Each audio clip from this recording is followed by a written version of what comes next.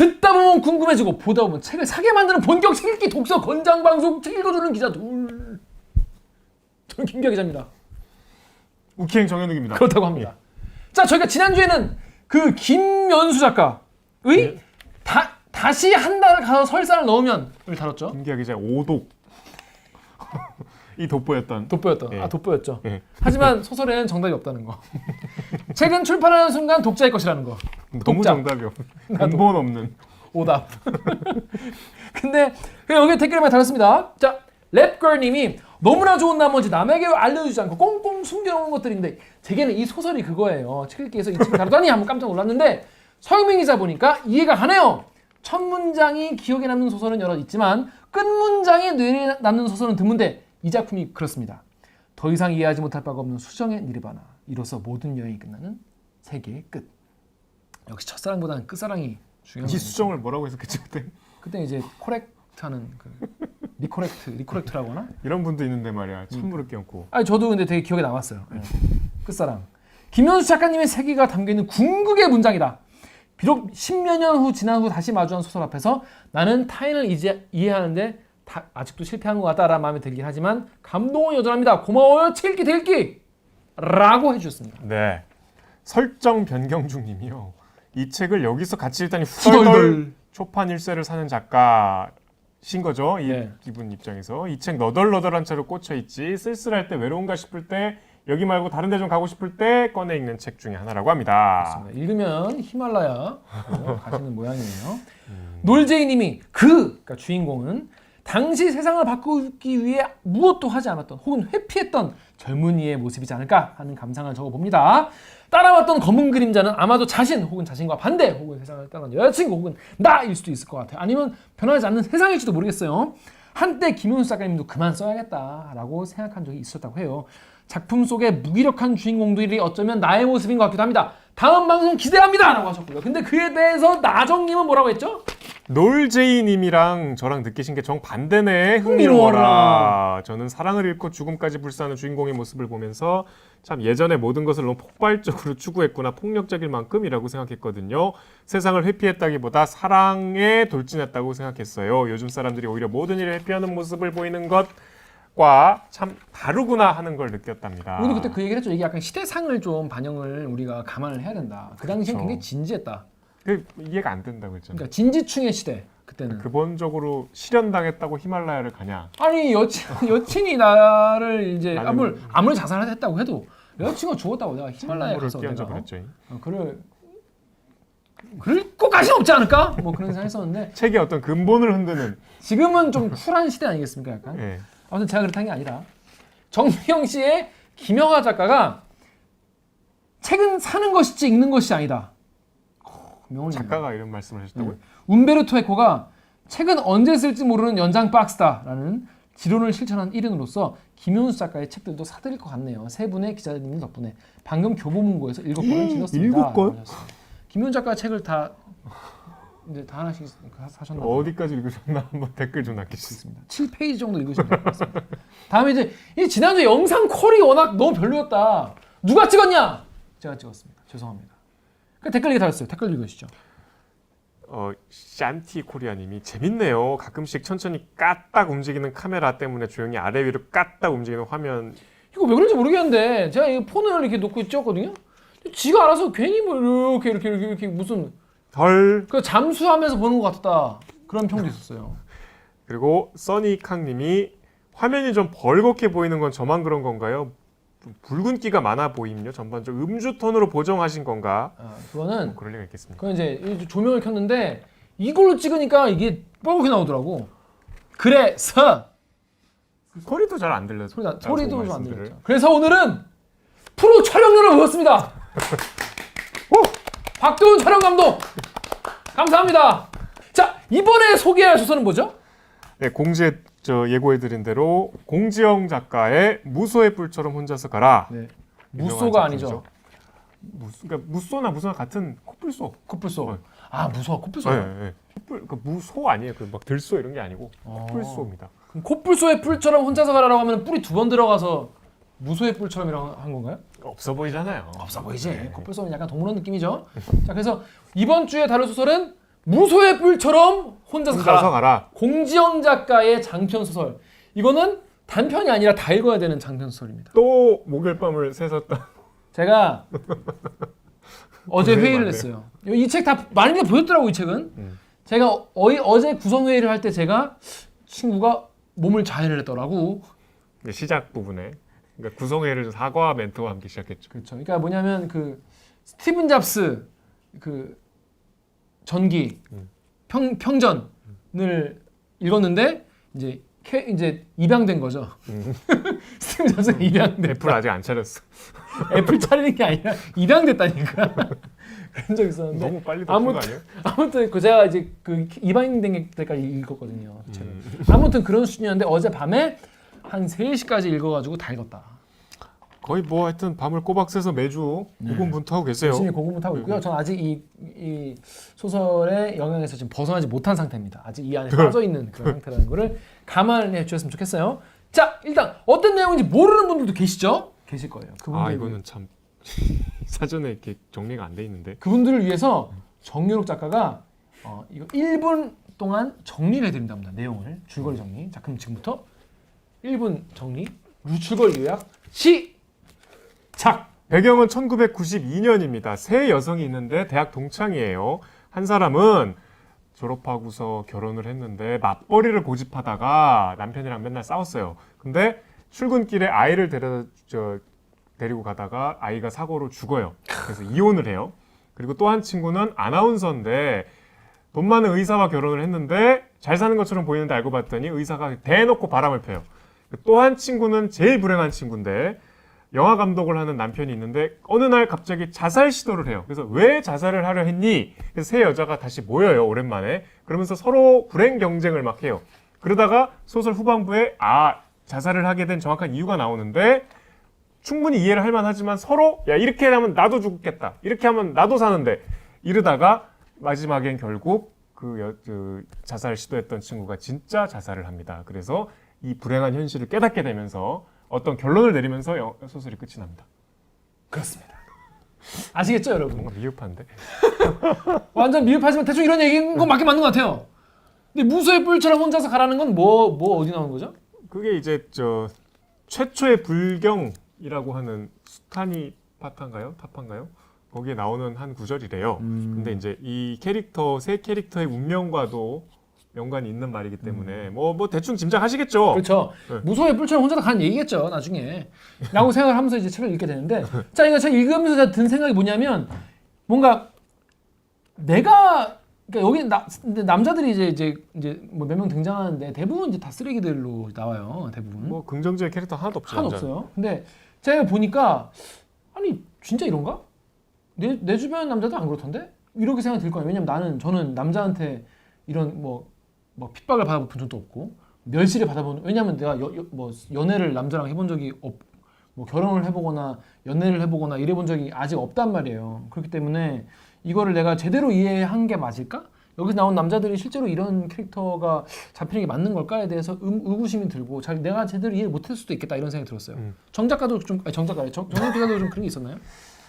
저는 늘 이제 좀 이런 소설이 아쉬운 게 너무 상황 설정이 극단적이다. 그러니까 세 친구면은 그러니까 이 90년대 여성들이 다 결혼에 실패한 건 아니잖아. 그렇죠. 그러니까 이 소설에 등장하는 캐릭터에 제가 아까 말씀드린 대로 불행 경쟁을 해요.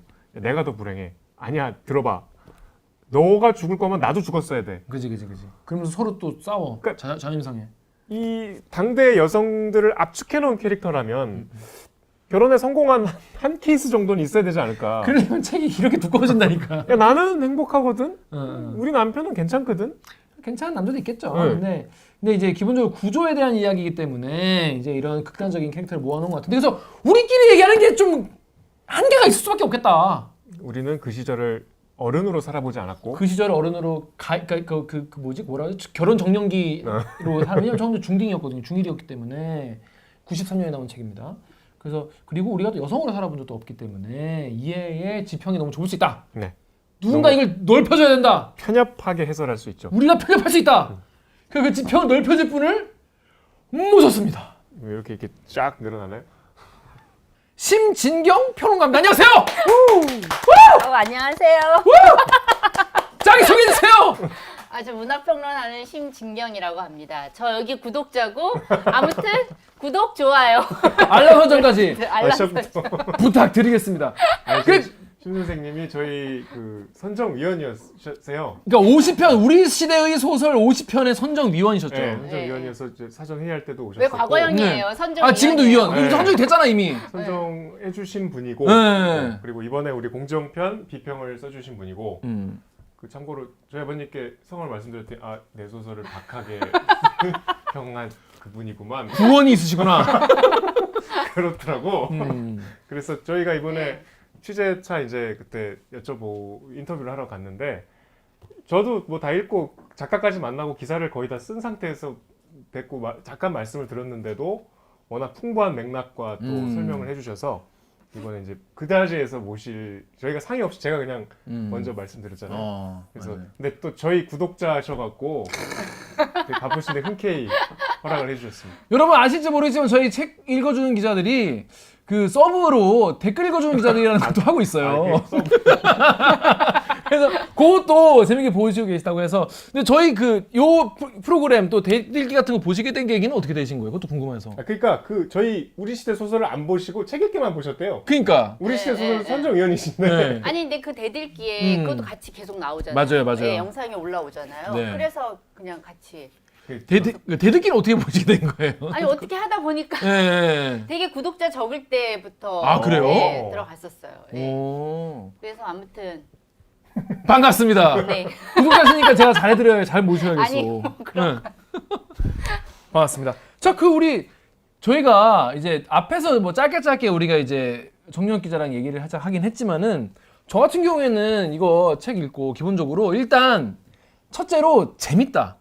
네. 책 자체가 자체가 재밌고 여기에 나오는 그 에피소드들도 다 재밌고 등장인물들 캐릭터도 너무 다 살아 있고 저는 그런 게 되게 좋았어요. 이 보면은 이 세 캐릭터를 이제 자주 쓰는 단어로 대표하는 게 나와요. 해와는 절대로라는 말을, 경혜는 어차피라는 말을, 그리고 영서는 그래도라는 말을 자주 쓰곤 했다라고 하는데 그 이제 캐릭터들을 이렇게 되게 대표하는 그쵸. 그런 말들인데 근데 실제로 보니까 앞에 그런 걸 많이 써 실제로. 이 경혜가 어차피라는 말을 진짜 많이 쓰더라고요. 그래서 그걸 저는 되게 재밌게 봤는데 일단 기본적으로 이 평이 어땠어요? 그 당시에 이게 처음 나왔을 때 보셨을 거 아니에요? 처음 나왔을 때 좋았죠. 93년에 이게 출간이 됐죠. 네. 근데 이제 워낙 공지영 작가가 이제 그때 당시에 공지영 작가가 아마 63년생? 네. 그 정도 되고 그리고 80년대 초반 학번이에요. 네. 그러니까는 그때 80년대 초반 학번이 대학 졸업하고 막 이제 직장 생활하고 그리고 이제 뭐 그때 소위 말하는 트렌디 드라마라는 게 있었잖아요. 그래서 느낌 뭐 질투 뭐 이런 식의 그래서 대학을 졸업한 여성이 직장 생활을 하면서 소위 말하는 이제 왕자랑 결혼 안 하고 자기 동료나 혹은 이제 어린 시절부터 친구랑 연애하고 근데 거기에 왕자가 나타나서 약간의 삼각관계 그러다가 다시 왕자를 거부하고 왕자를 거부하고 동료를 선택하는 친한 친구를 선택하는 그런 식의 트렌디 드라마가 유행을 했거든요. 어떻게 보면은 그때 소위 말하는 386 세대 여성들이 첫 사회 진출을 본격적으로 하게 된 세대고 그래서 이 공지영이라는 작가가 또 이제 연대의 브룩실즈였대요. 저는 그렇구나. 본인 피셜 아닌가요?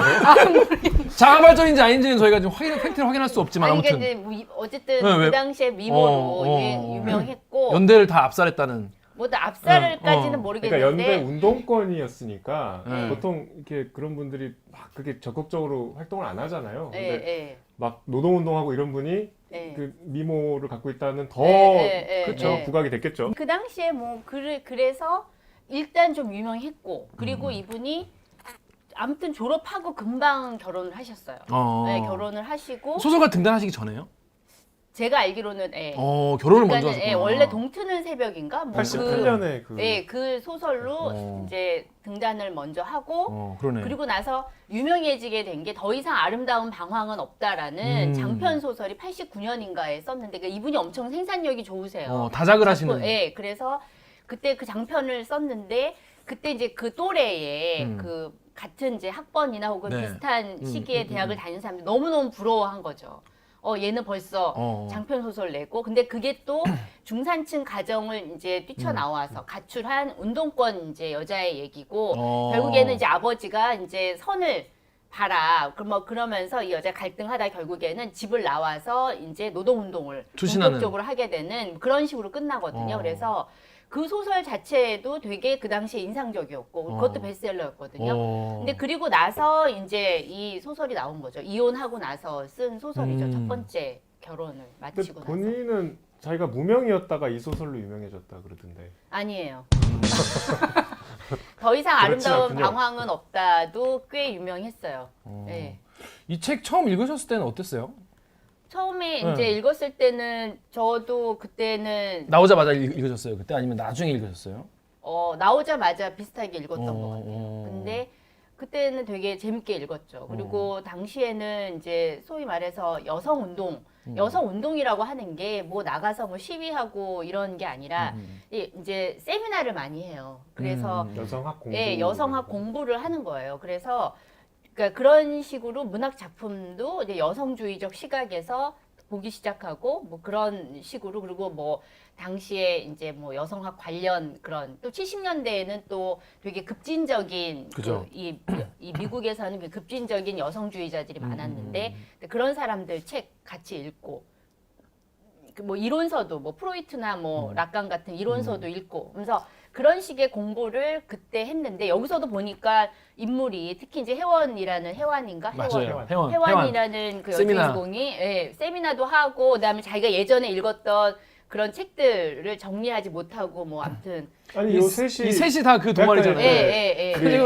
여성주의 너무 잡지 만들자. 네. 귀여웠던 게 이제 여성주의 잡지를 만드는데 돈이 없으면 남자들한테 돈 많은 남자 내 투자를 꼬셔 받아가지고 하면서 예. 그런 모순이 있다는 것도 사실은 생각 안 한 어린 되게 그런 그쵸, 친구들 그쵸. 순진하고 예. 그 대목이 되게 약간 현실적이고 되게 귀엽기도 하고 선생님도 그런 여성주의 공부를 학창 시절부터 그러니까 저는 해오셨어요? 대학교 때는 안 하고 석사 들어가서 본격적으로 스터디를 하게 된 거예요. 90년대 고 바람이 일 때 하셨군요. 예, 90년대. 저는 이 소설을 읽으면서 제일 불편한 게 다 음.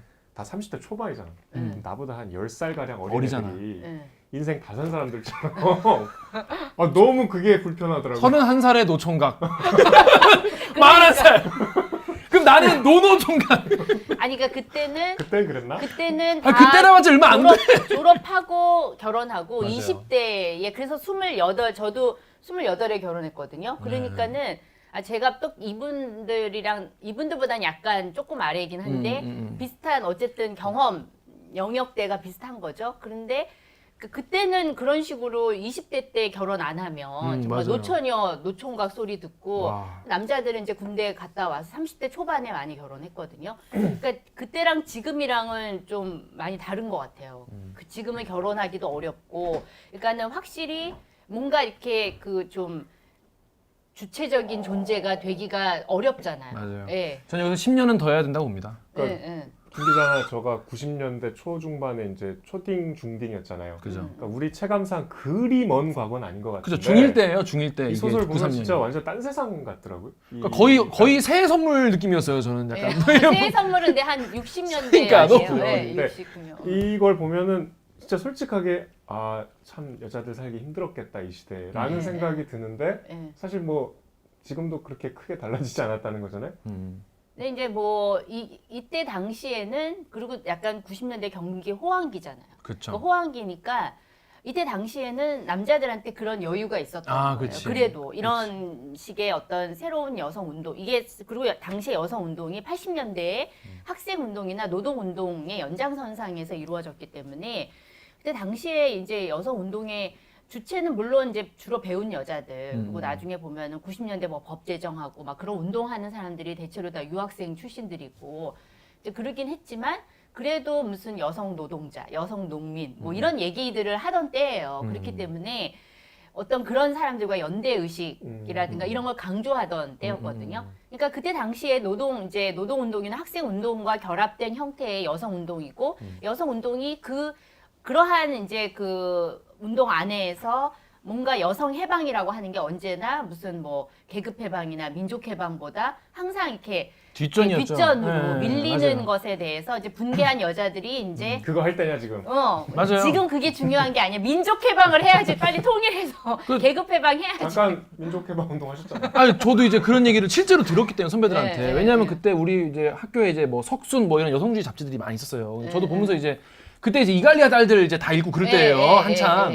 그래서 저는 그때 그거 보면서 아 그렇구나 여성주의도 중요하구나. 그래서 한번 토론 같은 데서 선배 우리는 왜 이런 거 안 합니까 했더니 야 지금 이제 완전 그 NL 쪽 형은 지금 비전형 장기수가 지금 1.36평에서 지금 죽어가는데 지금 여성주의 같은 소리 하고 있네. 한식 뭐 그렇게 느긋한 소리 하고 있냐. 그리고 한쪽 형들은 야 지금 만도 노동자들이 지금 여기 투쟁하고 지금 죽어가고 있는데 경찰의 그 강경 진압으로 뭐 그런 얘기 들으면 좀 주눅이 드는 거예요. 약간.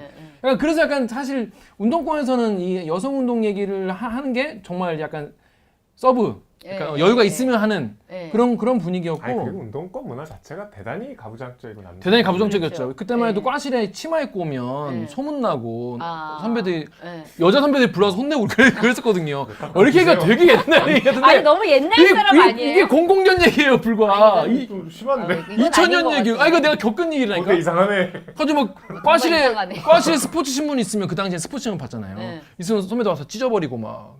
진짜 아니, 아닌데. 그분들 옛날 과거에서 오신 분들 전혀 아니에요? 아닌데. 빨리 오신다고? 아니야 독서실에 있다가 와가지고 온 형들이야. 근데 그런 분위기. 그거는 좀 아닌 것 같아요. 그러니까요 좀 아닌 것 MSG. 같아요. 아니 MSG 아니야 진짜. 내가 전화 연결하고 있어 전화 연결 진짜. 치마 입고 왔다고 소문나고 그랬었던. 아니 그러니까 시기였죠. 결국 이 여성 운동이 그래서 거기서 이제 분리해서 우리 문제는 우리가 해결하겠다라고 하면서 나온 거죠. 근데 사실은 이때 당시에 그 구호가 또 지금의 젊은 이제 여성 운동 활동가들한테 이제 여성 문제는 여성이. 근데 이제 이게 지금은 너무나 좀 배타적으로 가서 이제 뭐 트랜스젠더라든가 뭐 다른 성소수자들이라든가 이런 사람들을 배제하는 이제 그런 식의 논리로 더 이제 강화되는 그런 것도 있는 것 같아요. 전 이 네. 책을 읽으면서 들은 생각이 사실 이제 어떤 특히 요즘에 이제 젠더 갈등이 워낙 많으니까 이제 네, 갈등이 격화되다 보면은 어느 쪽이든지 극단적으로 얘기하는 쪽이 생기잖아요. 이쪽 극단도 있고 이쪽 극단도 있고. 근데 우리가 이제 주로 인터넷에서 커뮤니티나 이런 데서 보면 되게 약간 극단적인 글이 눈에 잘 들어오고 또 이런 거를 끌어다가 와가지고 이거 봐라 이렇게 예, 정신없는 애들이다 이런 식으로 하는 경우도 많은데 저는 이 책을 읽으면서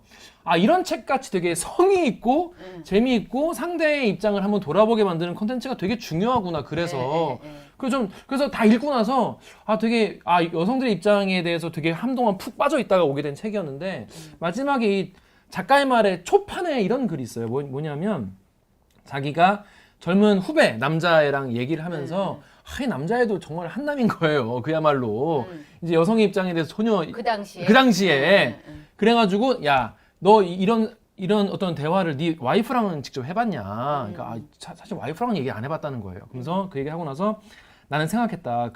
그가 부끄러워하고 있다는 거를 느낄 수 있었다. 그래서 나는 또 생각했다. 부끄러워하는 저 젊은 아빠들을 도와주자. 아마도 그거는 우리 여성의 몫은 아닐까라고 하면서 이게 초판 작가의 말이거든요. 그러니까 이게 부끄러워하고 양심이 있는 그런 가부장제에 절여져 있는 남성들에게 도움의 손길을 오히려 이제 여성들이 내미는 거죠. 야, 니네가 그렇게 생각한 것도 무리는 아니야. 자, 근데 내 얘기를 한번 들어봐. 전 이런 손길이 되게 지금에 되게 필요하다. 그런 생각이 들었어요. 그래서 이걸 남자들이 더 많이 읽어야 된다. 그런 생각이 많이 들었어요. 지금 말씀하신 거는 이제 평론가 입장에서 내려다 보신 거고 그냥 그 당시에 그러니까 난 그게 너무 궁금했어. 젊은 독자로서는 그냥 직관적으로 어떻게 읽으셨어요? 직관적으로는 굉장히 공감을 많이 했고 사실은 그때는 결혼을 안 한 상태에서 읽었기 때문에 이렇게 결혼 생활이라고 하는 거에 대한 약간의 공포심 같은 게 생기는 거죠. 그러니까는 결혼은 사실 여성이 이제 가장 많이 이제 삶이 달라지는 게 결혼이고 또 그다음 결혼보다 더 이제 급격하게 변화되는 게 바로 이제 임신, 출산, 양육 이 과정을 거치면서 완전 다른 삶을 살게 되는 거잖아요.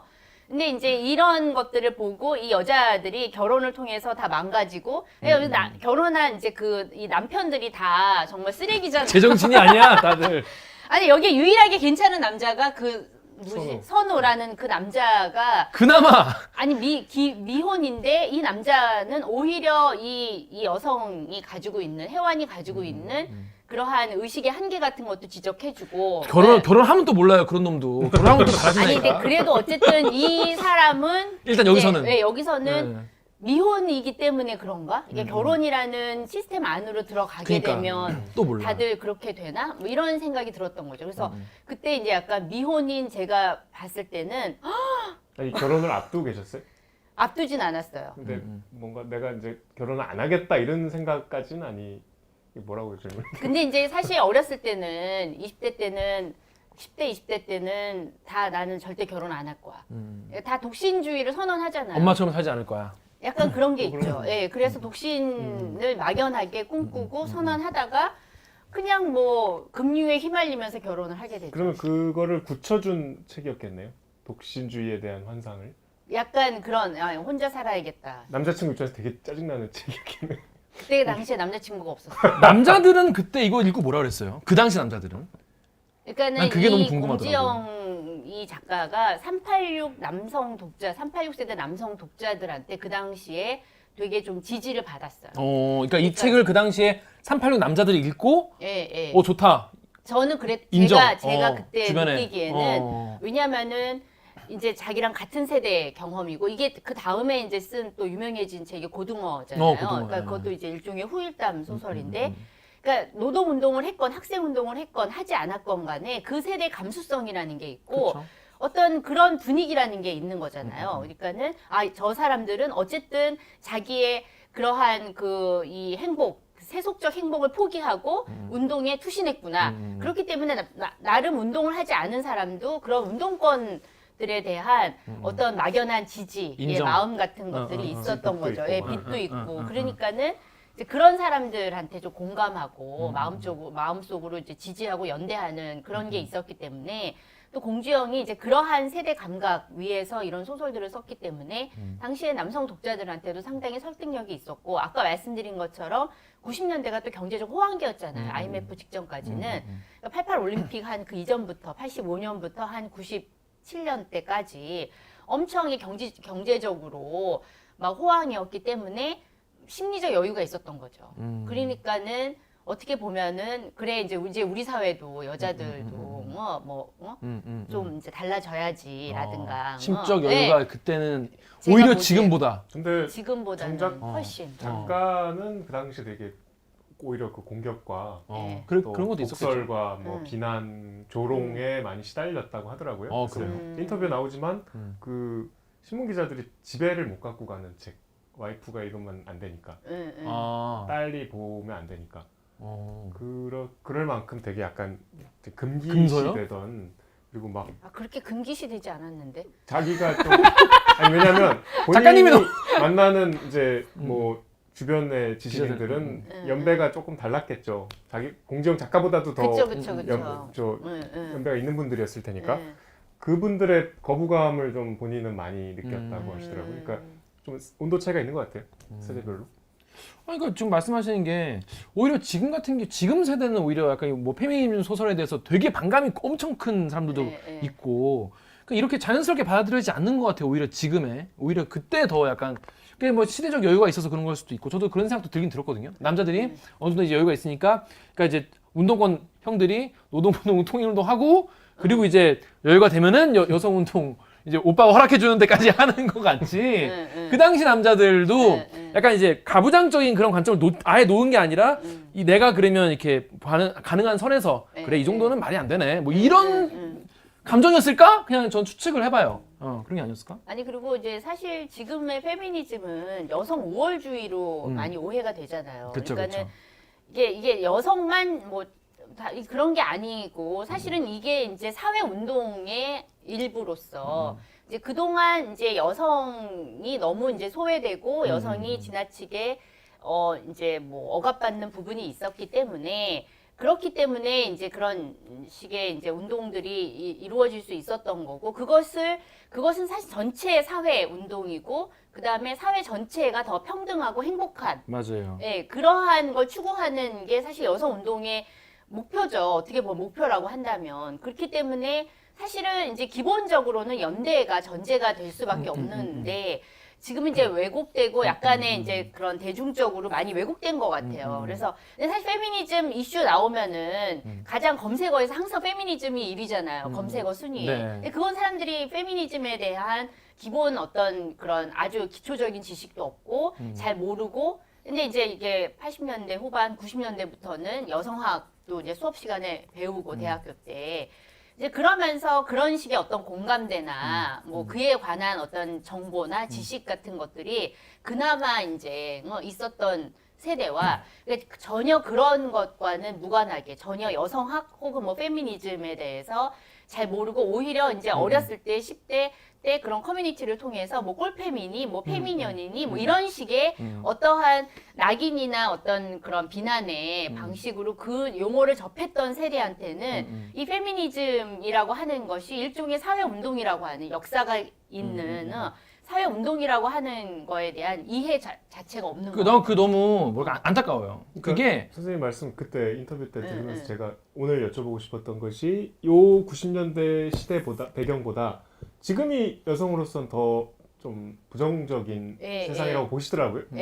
그게 지금 말씀하신 그런 왜곡된 페미니즘에 근데 그 왜곡이 그러니까 저는 이제 안타까운 게 뭐냐면은 이 지금 본인이 페미니스트라고 주장하는 분들도 사실 이걸 왜곡해서 주장하는 분들도 예전보다 훨씬 더 많아졌고 그쵸. 본인도 공부를 안 하고 그냥 자기도 커뮤니티에서 그냥 본 거 가지고 그냥 뭐 본인의 어떤 불만이나 사회에 대한 불만이나 이런 걸 이제 그쪽으로 해소하는 분도 많이 계신 것 같고 또 그런 거에 또 그런 걸 꼬투리 잡아가지고 또 공격하는 소재로 삼는 그러니까 기본적으로 실제로 여성 어떤 해방이나 무슨 뭐 이렇게 이런 거에 관심 없는 사람들끼리 페미니즘이라는 걸 가지고 와서 자기들끼리 그냥 싸우고 있는 모습이 너무 많이 보여가지고 말씀하신 연대 같은 경우에는 저도 대학교 때 이제 들었던 얘기가 사실 페미니스트들이 연대해야 될 거는 남성들이고 가부장제의 피해자들 남성이다 이런 얘기가 들었는데 전 그때만 해도 그렇지 우리도 힘들지 뭐 이렇게 생각했었는데 여기 소설에서 어떻게 나오냐면 이 할머니 같은 경우에 아침부터 할머니의 분개해갖고 입만 열면 아들이 있었으면 네 애비가 이런 사기를 안 당했을 텐데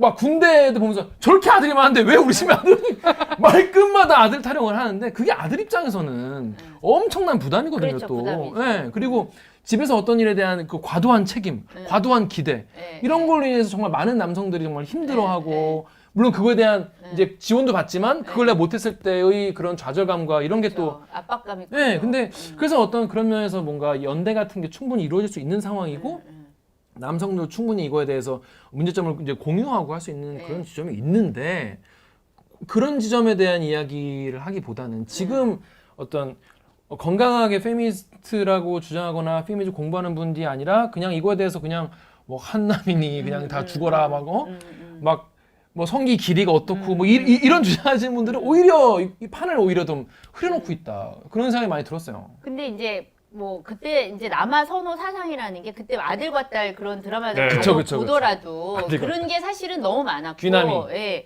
그리고 그게 정말 옛날 얘기가 아니라 90년대잖아요. 그러니까. 90년대고 93년인데 이게.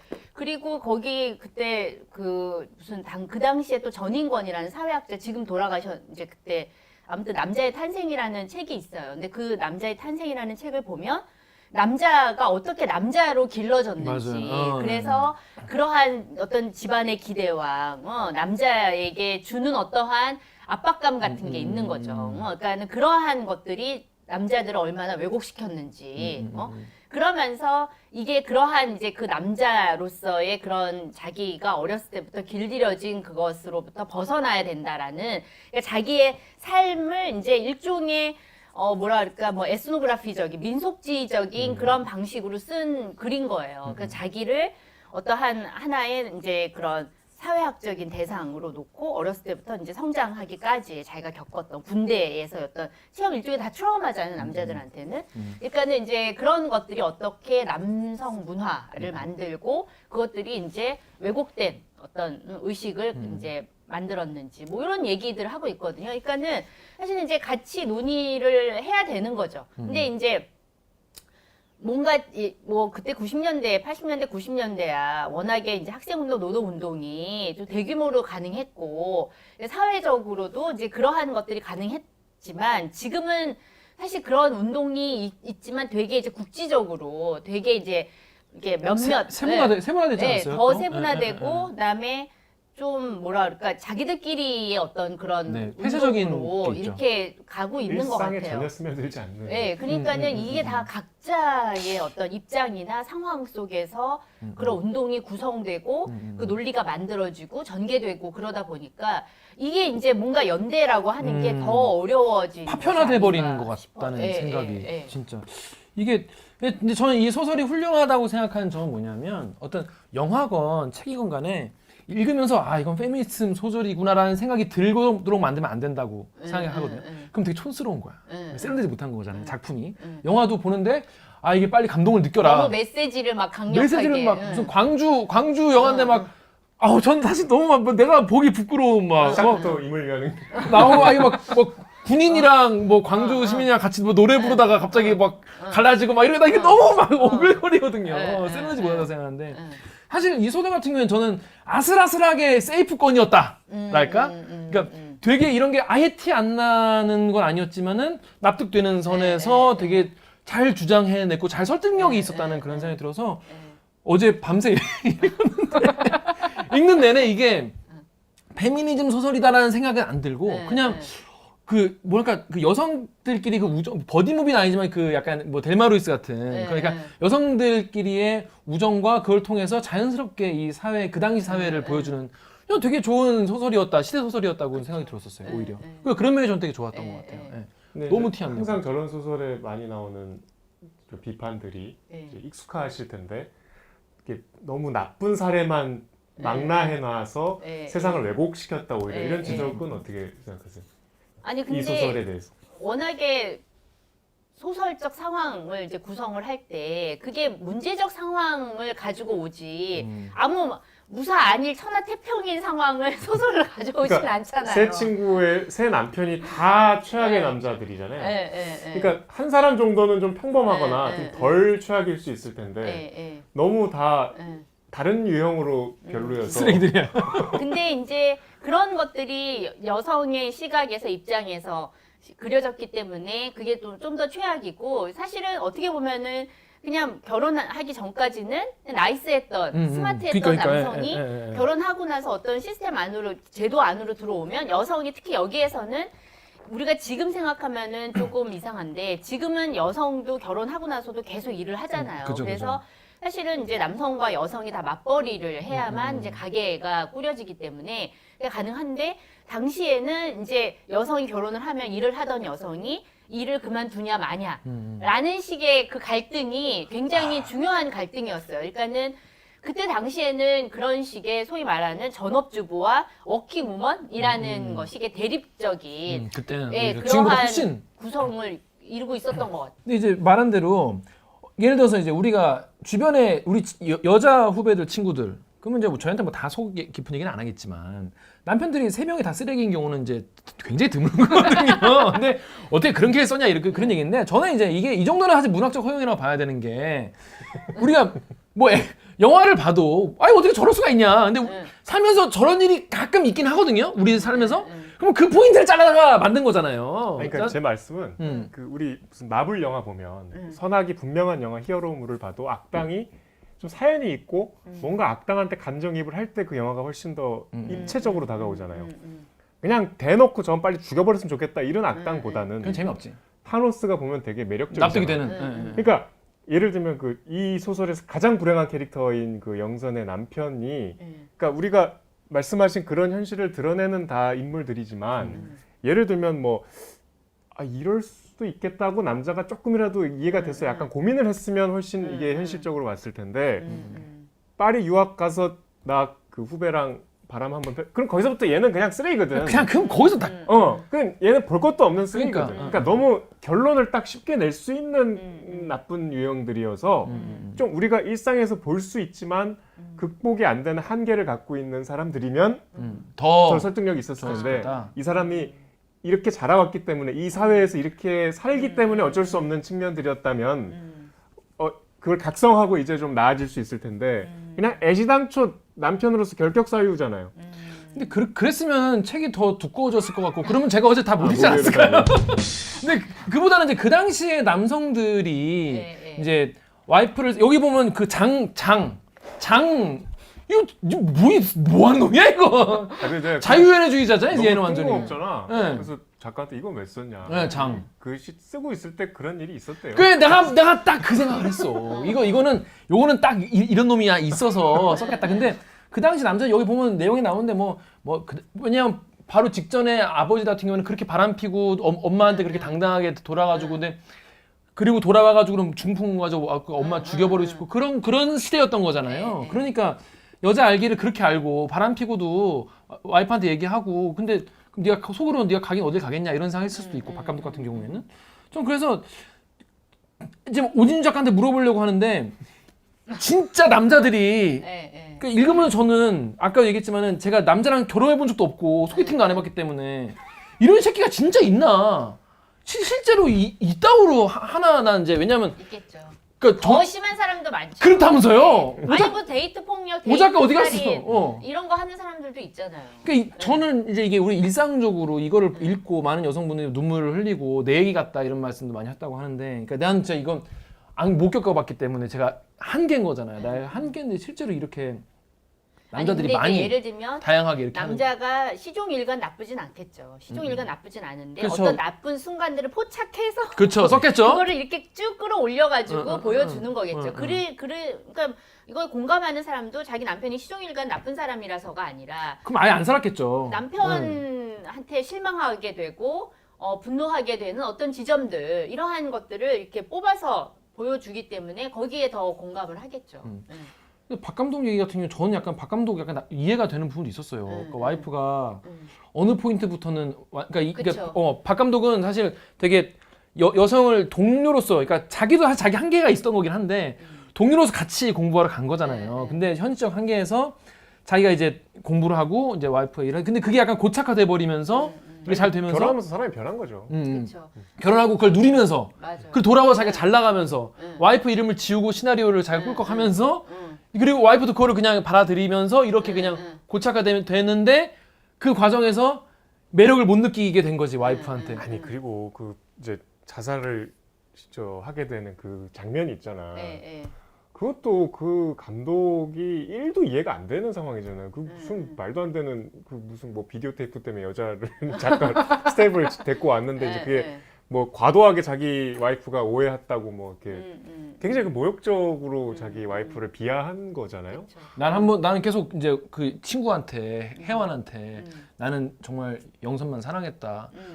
뒤에 거 보고 나서 생각하니까 개새끼인 거예요, 진짜. 왜냐면 자기를 지키기 아니, 위해서. 마음은 사랑했겠죠. 그러니까 그 마음은 사랑했는데 자기가 그렇게 했던 거에 대해서는 돌아보지 않는 캐릭터였던 그러니까 거야. 남자들이 막 자기 환상 안에 있는 거야, 저희 그렇게. 또래 남자들이면 이제 결혼한 지 한 4, 5년 뭐 이렇게 아니면 길게는 10년. 우린 0년. 그리고 이게 본인은 악의 없이 그치, 악이 이렇게 없어. 남자들끼리 술자리에서 뭐 집에 가기 싫다 뭐 이러고 근데 그게 저는 좀 나쁜 거 같은 게 그게 악의는 없고 내용도 별건 아니지만 그 와이프 우리가 얼굴도 모르는 그 자기의 아내를 대단히 욕보이는 얘기거든. 나는 그 아내와 충분히 행복하지 않다는 거를 이게 쓸데없이 드러내는 거잖아요. 근데 그거보다 훨씬 극단적으로 다른 여성 앞에서 굉장히 자기 아내를 그 천박한 존재로 만들잖아. 그러니까 이거는 그냥 우리가 좀 왜 이렇게까지 상황을 극단적으로 몰고 갈까라고 충분히 지적할 수 있을 것 같아. 난 근데 박 감독 같은 사람은 있을 수 있다고 생각이 들어요.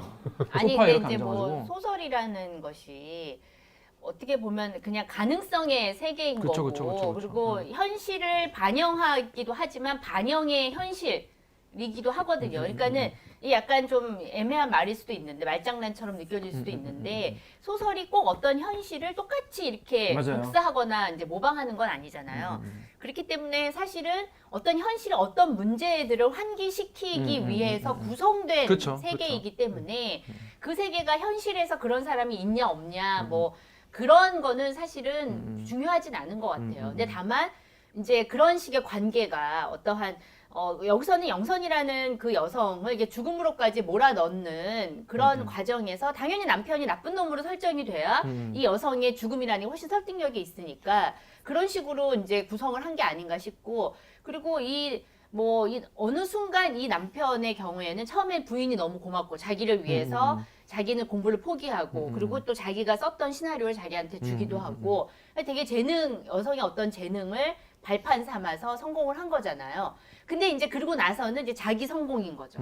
그러고 나서는 여성은 이제 부인은 어떤 까먹었어. 역할. 그러니까 만약에 이 여성이 결혼을 그때 당시에는 적어도 결혼을 하고 나면은 각자에게 주어진 어떤 가정 내에서 역할, 아내 역할, 남편 역할. 근데 거기에 남편은 플러스 어떤 사회적 역할이라는 게 하나가 더 첨부가 돼 있는 거잖아요.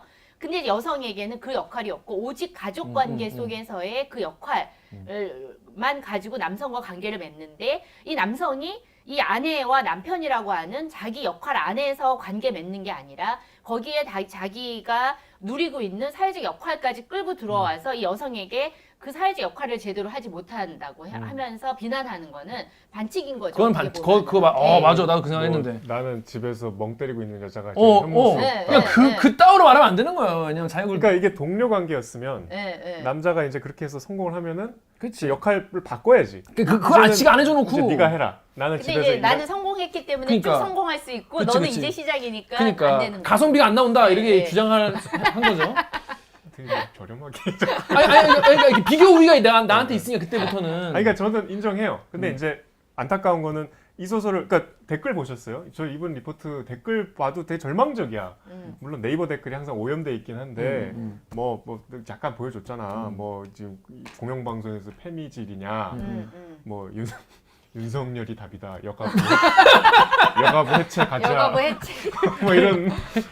근데 기본적으로 책을 읽고 댓글을 달았으면 좋겠다. 그런 기본적으로. 분들이 읽었을 때도 뭐 그런 분들은 안 읽겠지만 안 읽으실 조금 것 여기에 같은데. 대해서 적대적인 감정을 갖고 있는 분들도 설득을 하려면 조금 더 뭉툭하게 좀 이렇게 보편적으로 가는 전략이 그렇구나. 근데 필요하지 일단 93년에 썼는데 뭐 그런 전략을 생각했을지 모르겠지만 저는 읽으면서 저는 사실 좀 그렇지 않았거든요. 저는 약간 납득이 저 사실 좀 왜냐면 저 읽은 지 얼마 안 돼. 읽은 지 얼마 안 돼가지고 아직 빠져나오지 못했어. 비판을 할 지금 정신적인 비판적 거리를 가지셔야죠. 비판적 거리를 가질 시간이 안 돼. 왜냐하면 읽은 지 몇 시간 안 되거든요. 근데 왜냐하면 영선 같은 경우에 처음에 영선의 입장 같은 경우에 일단 처음에 사건이 영선의 어떤 자해로 시작이 되잖아요. 처음에는 그냥 사건만 바라봤는데 딱 갔더니 애는 누워 있고 혜화는 자기도 불행해. 일단 난 김기화는 영선을 일단 미웠어요. 일단 왜 얘는 왜 이런 사고를 쳐가지고 주인공을 이렇게 힘들게 할까? 누구나 그렇죠. 처음에 당연히 그렇죠. 근데 그 다음에 남편이랑 얘기를 했는데 남편이 우울증에 뭐 이런 알코올 중독입니다. 근데 말하는 게 이제 혜완이 얘기를 하잖아요. 이제 되게 방어적이구나. 남편 새끼 뭐 있는데? 남편 새끼 뭐 있는데? 거기까지는 긴가민가 드라마. 하다가 거기까지 긴가민가 해.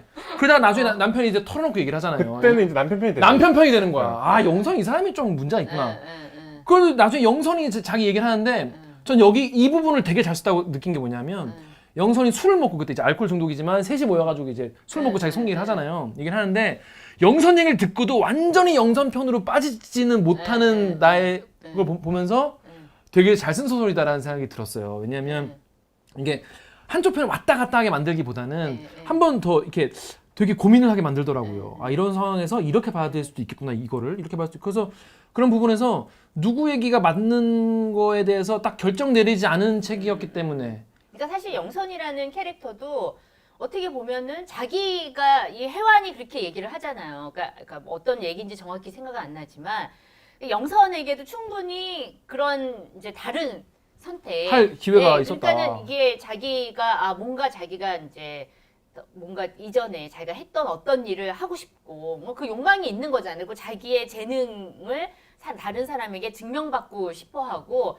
그러면은 자기가 그걸 했어야 된다는 거죠. 근데 이 여성은 그래도 이제 남편을 위해서 막 무슨 어디 뭐 된장을 뭐 어떻게 뭐 음식을 막 하고 지를 살림을 막 침대포 열심히 바꾸고 진짜 그러니까 내가 막 그런 속 터져. 식으로 그러니까 자기도 어떤 면에서는 포기하고 그냥 체념한 부분이 있었던 거예요. 그러니까는 이 너가 정말 그렇게까지 원했다면 간절했다면 그냥 그걸 거기에서 포기하지 말고 너도 했어야 되지 않느냐. 그러니까 과연 영선이를 그냥 순정한 피해자로만 볼 수 있을 것인가. 그니까. 네. 사실은 피해자만은 아니라는 맞아요. 거죠. 그러니까는 자기가 뭔가를 할 수 있는 그런 여지가 있었을 때 했어야 되는데 이게 뭔가를 하려고 하니까 사실은 이제 안 되는 거죠. 이게 오랫동안 전업주부로 그렇게 살다가 다시 시나리오를 쓰는데 뭔가 이게 연필을 쭉 다 깎아 놓는데 이거 정리를 주변 정리를 다 하고 나서도 쓰질 못하는 거 아니에요. 맞아요. 네, 그러니까는 어떻게 보면은 좀 그런 게 안타깝죠. 그러니까는 순정한 가해자도 순정한 피해자도 없는. 사실은 어떻게 보면 없는 그런 게 거죠. 좋은 네. 근데 아까 이제 영선 얘기를 살짝 하다가 말하는데 사실 영선 같은 경우에 이렇게 얘기를 하잖아요. 그 소녀 혜완이 집에서 같이 살다가 마지막에 나는 차라리 아무도 모르게 남편에게만 멸시를 받는 편을 택했던 거야. 그러니까 내가 자기가 택한 거죠. 그래서 네가 남편에게 받은 모욕을 거부하고 초라함을 택했듯이 그래 나도 택했어. 온 세상에 친구에게 초라함을 듣고 싶지 않았어라고 얘기를 하잖아요. 그러니까 이제 본인도 본인 선택하고 아는 거예요. 근데 이제 읽는 입장에서는 속이 터지는 거죠. 그렇죠. 답답하죠. 그랬더니 혜완이 그 다음에 난 초라하지 않았는데? 손절. 그러면서 그때까지 독자가 뭔가 느꼈던 답답함 네, 같은 거를 사자후로 그 다음부터 토해내는데 네. 사이다. 그러니까 문학 작품적으로 되게 뒤에 사이다가 있어가지고 그러니까 이게 읽으면서 되게 작가가 너무 혜완한테 자기를 투영해서 이게 셋이 동등하지가 않아. 그치. 혜완이 너무 내려다보고 네, 얘가 야만 약간 주체적인 뭐 주인공이니까 깨어 있는 것 같이 보여. 근데 왜냐면은 무소의 불처럼 혼자서 가내는 혜완밖에 없잖아요. 결국에는 네. 왜냐면 영선은 정혜는 죽어버리고 어차피 세상 안 바뀌고 약간 그냥 되게 얘는 타협하면서 경멸하는 사는 거죠. 투자는 어차피로 사실 가는 거야. 어차피로 네. 가는 거야. 그렇게 살 수 있는 거예요. 네. 본인이 비위가 좋으면 그렇게 사는 거예요. 근데 본인이 비위가 약하면 그냥 그지. 네, 죽어버리던가 네. 무소의 뿔처럼 가는 걸 네. 택한다 하는 건데 네. 결국엔 또 선우한테 또 한 소리 듣잖아요. 나중에. 네. 그러니까 이제 저는 이거 보면서 그러면 되게 문학적으로 되게 재밌었다. 극찬이네요. 전 되게 재밌었어요. 왜냐하면 여러 가지 입장을 다 한 번씩 독자에게 제시해줬다고 저는 생각해요. 이런 입장도 있고 이런 입장도 있고 너 같으면 뭘 택할래? 근데 셋 다 간단치 않아. 그렇죠. 세 입장 다 간단치 않아. 근데 내가 읽으면서 이제 허들로 느꼈던 거는 남자들이 이 정도로 쓰레기인가는 거였죠. 왜냐면 난 겪어보지 않았으니까. 근데 오진우 작가가 지금 자리 없지만 오진우 작가가 이거 읽어봤을 때는 그런 쓰레기 많더라. 내 친구들도 남자한테 목졸림 당한 친구도 있고 아 진짜. 맞은 경우도 있고 그렇다. 그런 새끼가 실제로 있구나. 라는 얘기를 여성들한테 듣지 않고선 아니, 남자들은 어느 몰라. 세상에서 오셨어요. 너무... 아니 주변에 많아요? 그런 남자들? 남자들이 그런 얘기 안 주변은 하겠지. 없겠죠. 그러니까 그 하고도 우리한테 얘기 안 한다니까요. 그거는 이제 또 어떻게 보면은 스스로 자기 치부라고 생각할 수도 있고 그러니까. 아니면 그건 사생활의 영역에서 일어나는 그렇죠. 일들이기 때문에 여자들도 남자 네. 동료한테, 친구한테, 후배한테, 선배한테 그런 얘기 안 그런 하죠. 얘기를 하기가 그러니까 쉽지 않죠. 들을 기회가 사실은 영화나 문학이 아니면은 접할 기회가 없어요. 남자들 같은 경우에. 근데 이제 사실은 뭐 때리고 뭐 맞고 이제 이러한 일들은 예전부터 지금까지 계속 있었고 소위 말해서 이제 아내 폭력의 문제는 당시 90년대부터 이제 있었고 그래서 이걸 근거로 이제 여러 가지 그 당시 활동가들이 이제 그 가정폭력 방지법 같은 그런 법 제정을 이제 하기도 하고 사실은 90년대까지 성폭력이라는 말이 없었어요.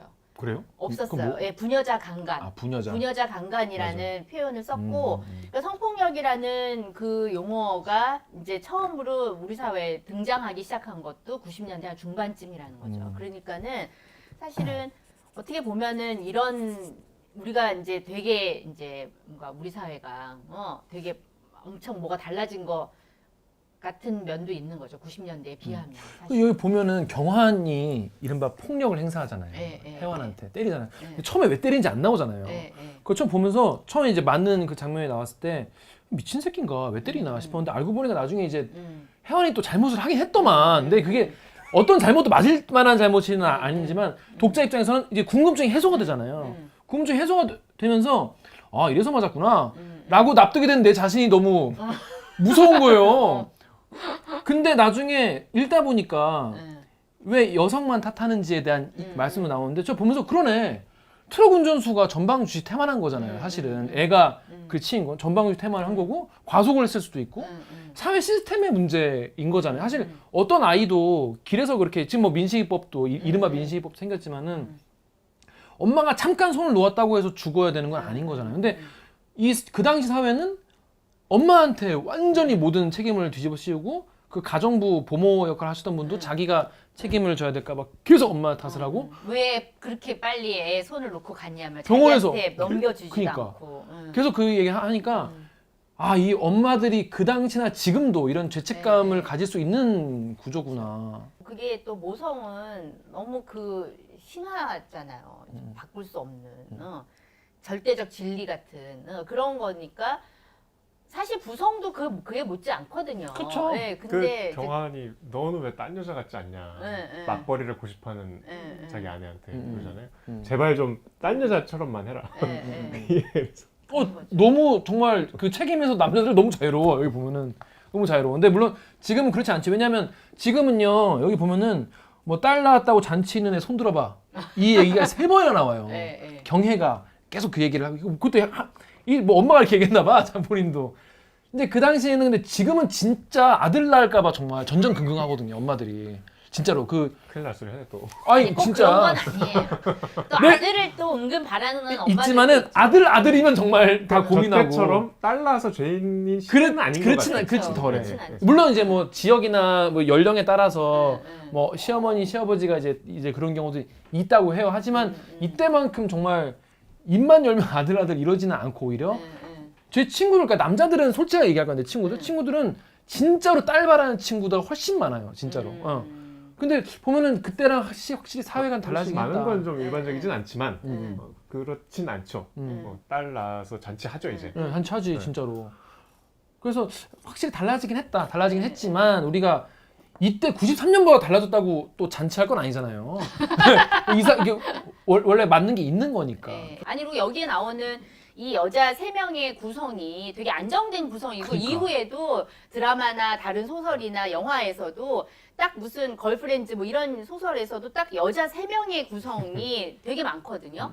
그렇기 때문에 이 구성 자체가 되게 이제 우리에게 삶의 어떤 가능한 선택지들을 이렇게 보여주는 방식으로 이제 전개가 되고 있잖아요. 그러니까 이런 구성도 되게 안정적인 구성인 것 같아요. 제가 보기엔. 거기다가 플러스 혜완의 아무튼 로맨스도 들어가 있는 거잖아요. 네. 선우. 네, 선우. 네. 저는 선우가 굉장히 비겁하고 간 보는 놈이다. 이거 간제비다. 근데 공정 간제비라고 작가가 공식적으로 선우는 자기가 투영할 수 있는 모든 남자의 좋은 점을 다 갖다 붙였다고 아 하던데. 그래요? 아니요.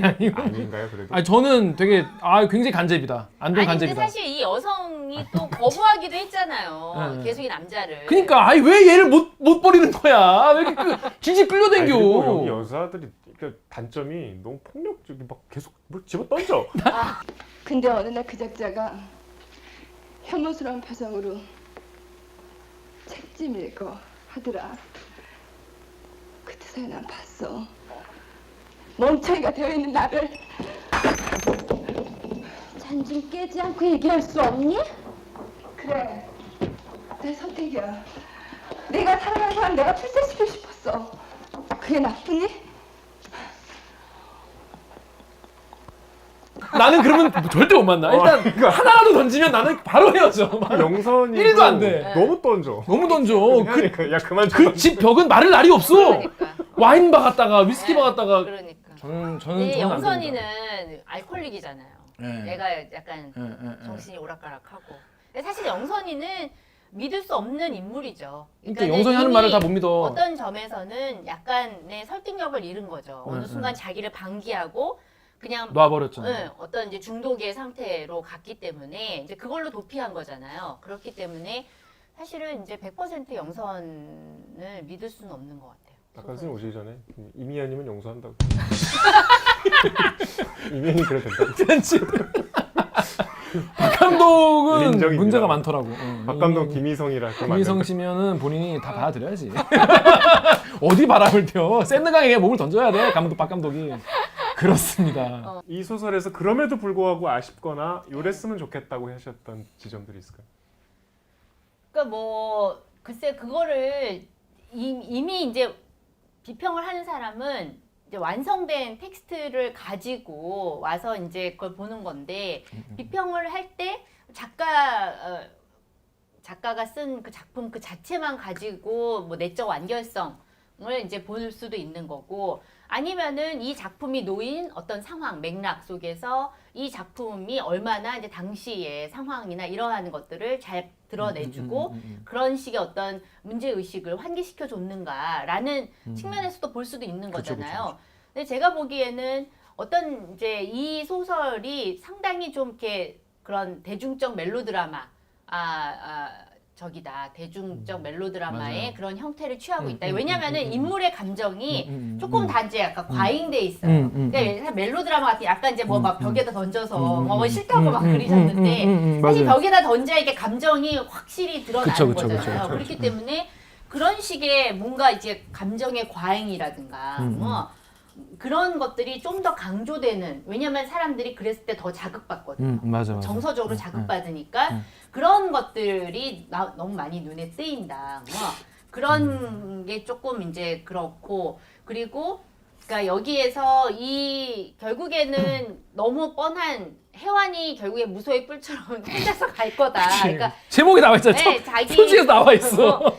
자기의 어떤, 그러니까는 여성이 계속해서 어떤 가정이라고 하는 영역에서만 이렇게 제한되어 왔는데, 그러니까 자기가 이제 사회적 주체로서 혼자 서겠다, 이런 선언을 하는 거잖아요. 근데 그런 점에서는 되게 이제 예측 가능한 결말로 우리를 데리고 간다. 이제 그런 점에서는 좀 더 이제 뭐 이거를 어떻게 뒤를 어떻게 하라는 것이 아니라 조금 더 이제 다른 그 경애라든가 다른 사람들한테도 조금 더 가능성을 열어주면서 했으면 좋지 않았을까. 당시에 어떤 이러한 사회적인 어떤 문제 제기, 그 다음에 결혼이라는 게 도대체 뭘까, 그다음에 아이를 키운다는 거, 뭐 부부라는 건 뭘까, 뭐 여성이 사회 활동을 한다는 건 뭘까, 뭐 이런 것들을 문제를 환기시켜줬다는 점에서는 재밌는 것 같아요. 저는 사실 지난번에 이제 이광호 평론가님도 오셨는데 모실 때마다 내가 이 사람이 하는 말이랑 동의를 안 하면 어떡하나, 내가 그 표정을 숨겨야 되나 막 그런 생각 했거든요. 방송이 좀 겉돌 텐데. 겉돌 텐데 내가 이제 대박입니다. 이상하다. 저도 똑같이 생각했다고요. 이러면 이상하잖아요. 근데 지금 말씀하신 두 개가 내가 읽고 나서 아쉽다 생각한 두 개였어요. 왜냐하면 첫 페이지 보면서부터 주인공이 무소의 뿔처럼 혼자 가겠구만. 언제 무소의 뿔처럼 가나 이러면서 보게 되는 거예요. 그래서 약간 아쉬웠다는 게 실제 있었고, 또 하나는 읽으면서 그러니까 지금은 대중적 멜로드라마라고 하셨는데 보면서 이런 거를 통속 소설이라 부르는 건가? 라고 제가 생각을 했어요. 왜냐면 여자들끼리 그 기싸움 벌이고 말싸움하는 게 재밌더라고.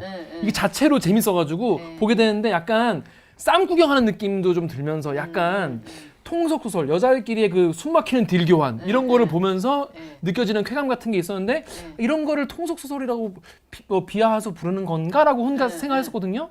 그게 이런 부분이었나 봐요. 비슷한 거라고 볼 수 이 있는 소설의 거죠? 가장 큰 강점은 어마어마한 베스트셀러라는 거잖아요. 네, 그런 부분들이 없으면 이렇게까지 그러니까. 많이 안 읽었겠죠. 아니 그리고 사실은 모든 고전은 그 당시에 다 베스트셀러였어요. 그러니까 우리가 생각할 때 고전이라는 거는 뭔가 엄청 진지하고 우리한테 뭔가 삶의 교훈을 빡빡 줘야 되고, 진실과 진리가 네, 들어있을 것 같아요. 뭔가 거기엔 진실, 시대와 뭔가 국경과 뭐 인종과 언어를 초월한 어떤 진실이 있을 거고, 그런 건 없어요.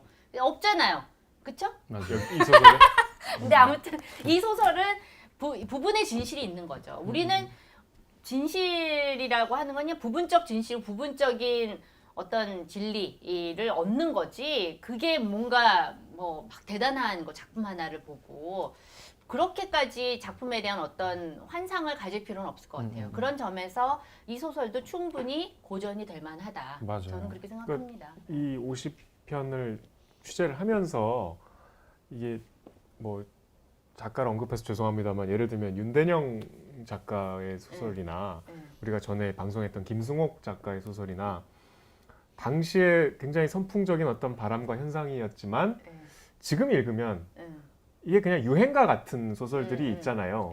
특히 좀 또 죄송합니다만 윤대영 선생님 소설은 약간 지금 읽으면 되게 오라들어. 90년대 감성이어서 약간 안 봐서 몰라요. 그 뭐야 05 이즈백 뭐 이런 느낌이야. 그러니까 저는 고전은 그것보다는 좀 더 강력한 무언가의 힘이 있어야 된다고 생각해요. 근데 오히려 뜬금없이 이건 가장 지금까지 우리 방송한 소설 중에 대중적인 소설이고 또 일부 작가들이나 평론가는 이건 대중소설이라고 폄하하는 그쵸. 소설인데도 불구하고 그렇구나. 굉장히 현재적 의미가 큰 소설인 것 같아요. 지금 읽어도 지금 읽어야 할 책이라고 해도 될 것 같아요. 그렇죠. 네, 맞아요. 그리고 사실 여기서 선우라는 캐릭터가 마지막 부분에 너도 결국에는 이제 신데렐라의 구두가 아니라 이제 깃발. 왕자가 깃발 들고 깃발 들고 와주길 바라는 거 아니냐. 그러니까 결국 이제 너가 생각하는 정말 너 혼자 자립적인 주체가 먼저 되고 나서 그 다음에 이제 어떤 그런저런 얘기들을 할 수 있는 거 아니냐. 근데 너 혼자도 이렇게 여자도 계속 갈등하잖아. 차라리 맞아요. 선우랑 결혼해갖고 그냥 어떻게 살아볼까. 뭐. 근데 주변의 시선과 이런 것 네, 때문에 혼자 사는 게 또 너무 힘들기도 하고 그치, 그치, 자기 그치. 또 네. 계속 돈 없어가지고 그러니까. 네. 막 그 저기 영선이가 있는데 막 돈 없어가지고 적금 돈벌어가지고. 깨고 막 그러잖아요. 그러니까 그게 사실 현실인 거죠. 그러니까 그 현실을 혼자서 헤쳐나가기가 쉽지는 않은데 이 여성이 이제 그런 식의 갈등을 하는 거를 이 남자가 이제 지적을 하는 거죠. 그러니까 결국에는 너가 혼자 자립하고 너가 혼자 제대로 설 수 있을 때 그리고 난 다음에야 비로소 이제 이런 얘기들이 가능한 거다라는 식의 얘기를 이제 선우의 입을 그 남성의 입을 빌려서 이야기해 주는 게 되게 이제 설득력 있는 거죠. 보통 있어요. 왜냐하면 선우가 그런 말 하거든요. 이래도 나랑 안 헤어질 거야라고 네가 시험하는 거 아니야. 그런 여자 있거든. 네. 있어. 내가 그건 나 보고 오 그래 맞아 이랬거든요. 근데 기본적으로 선우는 안동 간접이다. 되게 약간 근데 선우는 아침 드라마 보는 아니 난 약간 그렇게 봤어요. 왜냐면 너 빨아들여서 봤으니까. 왜냐면 이제 책은 누구나 본인의 경험에 비추어서 볼 수밖에 맞아요. 없기 때문에. 근데 기본적으로 이제 선우가 하는 말이 맞는 말도 있지만 기본적으로 안동 간잡이다. 좀 간을 너무 본다. 저희가 저번에 은희경 선생 소설을 했을 때 그 은희경 새해 선물에 나오는 여성들이 그 작가의 말이기도 하지만 어떻게 하면 내가 결혼으로 한몫 인생을 좀 바꿔볼까 바꿔볼까. 하는 캐릭터들이 굉장히 많았잖아요. 네, 그 그게 60년대 여성 이모가 대표죠. 이모. 이모 잘 살고 있나? 그 뭐 양복점 네, 문화도 네. 그렇고. 아니 그거에- 그 무슨 그 남자랑 그러니까. 결혼했을 거 아니에요. 그러니까 걔 이름 뭐지? 그 그 약간 순정남. 깡패. 깡패. 그거에 비하면 이 90년대 여성들은 훨씬 더 고민의 양상이 다르고 확연히 좀 구분되는 네. 캐릭터인 것 같아요. 사회도 그래도 네. 이때보다는 좀 바뀌었고 지금은 더 바뀌었지만 지금은 더 많이 다르죠. 근데 아까 말씀하셨는데 저도 이거 읽으면서 다 읽고 나서 다 감동받고 재밌다 그런 다음에 딱 든 생각이 근데 그래도 이것도 다 4년제 대학 나온 엘리트 여성들 이야기구나. 그렇죠. 그런 생각이 여성 들었어요. 중에서도 아주 학벌이 좋고 그리고 결혼도 다 의사, 뭐 영화 감독, 막 잘 나가는 사람이 결혼을 했다는 생각이 들었는데 그 생각이 들어서 현실에 없다는 생각도 들다가도 드는 생각이 그런데 사회에서 그런 여성들조차 이런 취급을 받았다는 이야기를 한 거라면 오히려 더 파괴력이 있을 수도 있겠다라고 스스로 혼자 그냥 납득해 버렸어요. 맞나요? 그렇죠. 근데 사실 이제 우리가 여성 문제를 얘기를 할 때 여성 문제가 정말 배운 여자 목소리 자기 목소리가 낼 수 있는. 있는 여자들만 여성 문제에 대한 얘기를 해요. 그러니까 그러니까. 정작 여성 문제의 사각지대, 여성 농민, 청소년, 여성 노동자. 그러니까는 무슨 뭐 나이 많은 그런 그쵸. 비정규직 여성들이라든가 어린 이제 성적으로 착취당하는 네. 어린 여자아이들이라든가 가정에서 이제 학대받는 그런 여자아이. 그러니까 이러한 이제 여성들은 자기 이야기를 할 수 있는 그런 지면도 없고 목소리도 없고 그렇기 때문에 사실은 좀 전달이 잘 안 되고 좀 우리가 여성 문제 하면은 정말 그런 배운 여자들 그러니까. 그런 영역에 좀 이렇게 제한되어 갇혀져 있는 게 있었던. 아닌가. 맞아요. 그러니까 많은 남자들이 지금의 남자애들이 보기에는 어렸을 때부터 자기들보다 공부도 잘하고 뭐 가정에서 성차별 당하는 것도 아니고 뭐 좋은 대학 가고 좋은 데 취직하고 근데 얘네들이 도대체 뭘 차별받았다는 거지? 심지어 근데 여성할당제도 있고 그러니까는 남자애들이 보기에 역차별이야라고 생각하는데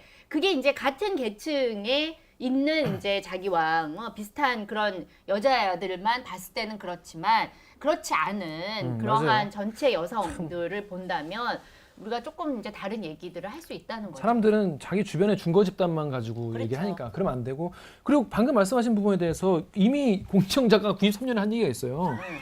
경험이 유전된다는 거 몰라? 모계 사회가 끝난 이후로 여성들은 몇만 년 동안 피해 의식의 축적을 가지고 있다고. 흑인은 생각해봐. 설사 본인이 노예가 아니었다고 하더라도 교육을 잘 받은 사람이라도 백인에 대해서 어떤 형식으로 피해 의식을 갖고 있잖아. 그들은 겨우 200년도 안 되는 세월 동안 피해를 받았는데 말이야 라고 이미 90년 썼는데 전 이걸 보고 맞네?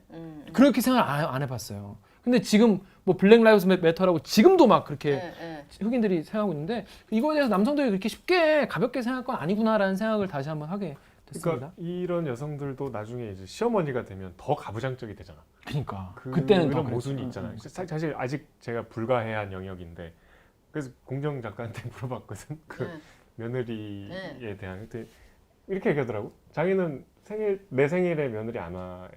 얘가 오히려 오는 게 뭐 원래 오겠지만 네가 왜 와야 되냐. 난 내 친구들 부를 거다. 근데 그런 태도가 지금도 생경하거든요, 사실. 아직까지. 그러니까 그 악순환도 조금 다른 영역에서 다뤄봤으면 좋겠어요. 그렇습니다. 가부장제 더 익숙해진 마침내 그냥. 그러니까 내가 이렇게 당했으면 이제 막 오히려 연대하고 자기 남편 혼내고 이래야 될 것 같은데 그게 안 그래요. 사람은 또. 근데 그게 이제 그 역할, 가정 안에서 너는 며느리, 나는 시어머니, 뭐 이런 그러니까, 식의 예. 역할을 이제 부여받고 부여받구나. 그 역할을 수행해야 되는 거잖아요. 근데 그 역할을 제대로 이제 역할의 범위가 어디서부터 어디까지냐. 근데 그것에 대해서 좀 더 유연해져야 되는데. 나 때는 이만큼이었다.